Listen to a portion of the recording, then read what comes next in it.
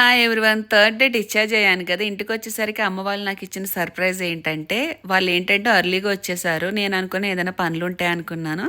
కానీ మా మమ్మీని ఒక సర్ప్రైజ్ ప్లాన్ చేసింది. అదేంటంటే చిన్న చెల్లెలు వస్తుంది కదా, చిన్న చెల్లెలకి వెల్కమ్ అనేది ఒకటి సర్ప్రైజ్ ప్లాన్ చేసింది.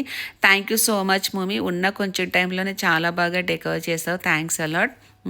Love you. మా అమ్మ కూడా ఓ చిన్న పిల్లల పార్టిసిపేట్ చేసింది ఇందులో. వెల్కమ్ అయితే ఇలా చెప్పారు మాకు రాగానే, చాలా హ్యాపీ అనిపించింది. ఒక చిన్న విషయం చెప్తా అండి. సెకండ్ టైం గర్ల్ పుట్టినాడు మళ్ళీ అమ్మాయి పుట్టిందా అంటారు. అదో సెకండ్ టైం బాయ్ పుడితే ఓహో అబ్బాయి పుట్టాడా అంటారు. మరి అబ్బాయికి అమ్మాయికి అంత డిఫరెన్స్ ఏంటో నాకు అర్థం కాదు.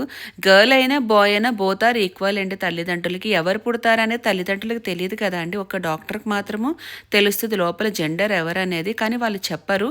ఒకవేళ చెప్పారనుకోండి పాప అని తెలిస్తే అబార్షన్స్ చేయించేస్తారు.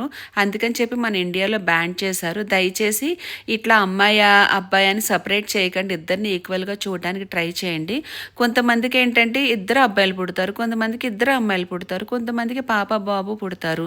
మనకు కూడా అనిపిస్తుంది కదండి, ఫస్ట్ గర్ల్ పుట్టినాడు నెక్స్ట్ బాయ్ పుట్టాలని, ఫస్ట్ బాయ్ పుట్టినాడు నెక్స్ట్ గర్ల్ పుట్టాలని.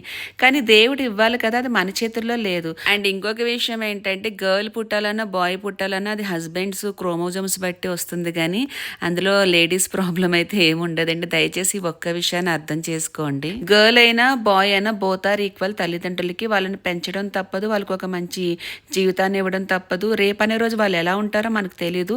వాళ్ళు చూస్తారో లేదో సెకండరీ, కానీ వాళ్ళకంటూ మంచి జీవితాన్ని మనం ఇవ్వాలి.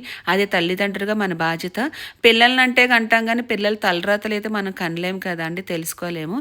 దయచేసి గర్ల్ బాయ్ అనేది డిఫరెన్స్ అనేది చూపించకండి. ఇద్దరిని ఒకేలా చూడండి. That's for mini vlog.